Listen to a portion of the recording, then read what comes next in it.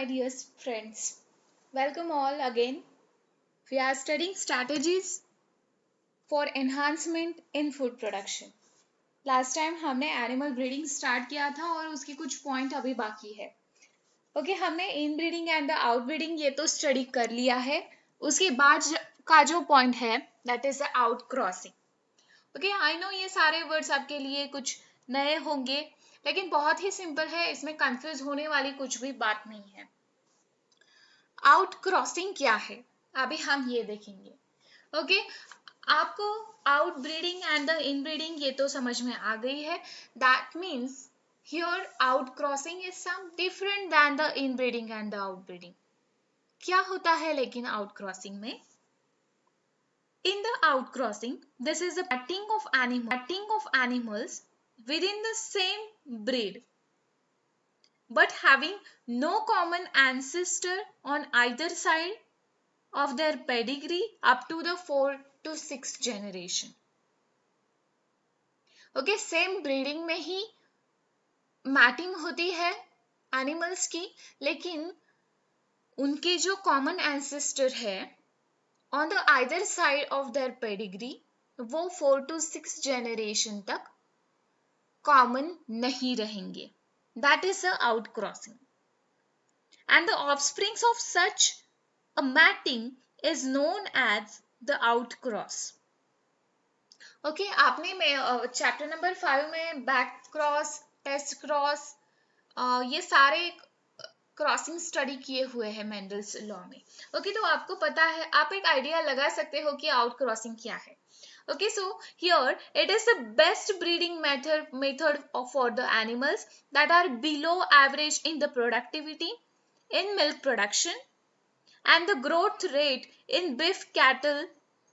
There are lots of animals, but if a single outcross that often helps to overcome inbreeding depression. okay, हमने देखा है inbreeding का जो disadvantage है वो है इनब्रीडिंग डिप्रेशन. और अगर हम ये करेंगे, आउट क्रॉसिंग करेंगे, जो हम इसमें हम क्या करने वाले हैं कि एक ही सेम स्पेसिस के ब्रीडिंग लेने वाले हैं, बट डिफरेंस इतना है कि 4 to 6 जनरेशन तक उनमें कोई भी कॉमन एंसेस्टर नहीं होगा. तो हमें यहाँ पे एक हेल्प मिलती है for the overcome from the inbreeding depression. This is the outbreeding. Outbreeding के बाद का जो पॉइंट है that is the crossbreeding. Now crossbreeding क्या है? In this method the superior males of one breed is mated with the superior female of another female or the another breed, and this cross breeding allows the desirable qualities of the two breeds to be combined. That means इसमें क्या रहेगा, दोनों भी जो breeds है वो अलग अलग स्पेसीज के रहेंगे. Okay, so here the superior male is different, superior female of another breed, and that cross breeding allows the desirable qualities of the two different breeds to be combined. And the progeny is hybrid animals that may themselves be used for the commercial production. And what happen here, alternatively, they may be subjected to the some form of the inbreeding and the selection to develop the new stable breeds that may be superior to the existing breeds. And many new animal breeds have been developed to this approach and by this approach. Okay, यहाँ पे मैं आपको example बताना चाहूंगी जो आपके text book में भी दिया हुआ है. Hisar Dale, a new breed of sheep which is developed in the Punjab by crossing the two different breeds. Okay, Bikaneri Aves and the Marino Rams, ये उन ब्रीडों का नाम है, दो female, different male and female. So that is the outbreeding. Correct. Outbreeding का जो बाद का पॉइंट है that is the interspecific hybridisation. अभी जो इंटर स्पेसिफिक हाइब्रिडाइजेशन है वो कुछ अनदर टेक्निक है. What happened in the interspecific hybridization? In this method, male and the female animals of the different related species are mated, and in some cases the progeny may be combined desirable features of both the parents. And here what happened, there may be of the considerable economic value. Okay यहाँ पे interspecific hybridisation का एक example है. म्यूले उस animal का नाम है जो डोंकी जैसे दिखता है. Okay so this is the interspecific hybridisation जहां पे मेल एंड द फीमेल्स है जो डिफरेंट रिलेटेड स्पेसिस के है वो मेटेड किए जाते हैं. ओके और अगर हम टू डिफरेंट स्पेसिस के male and the female combine करेंगे तो हमें डिजायरेबल कैरेक्टर्स मिलने के चांसेस बहुत ज्यादा होते हैं. Okay so that is the interspecific hybridisation. Then there is a one more point, controlled breeding experiments are carried out using the artificial insemination. अगर आपने ह्यूमन रिप्रोडक्शन का चैप्टर स्टडी किया हुआ है तो आपको पता है कि आर्टिफिशियल इंसेमिनेशन क्या होता है. आर्टिफिशियल इंसेमिनेशन में क्या करते हैं, सेमन जो है वो कलेक्ट करके फीमेल रिप्रोडक्टिव ट्रैक्ट में आर्टिफिशियली डाल देते हैं. उसके बाद में फर्टिलाइजेशन होता है. फर्टिलाइजेशन के बाद में जाइगोट फॉर्म होता है.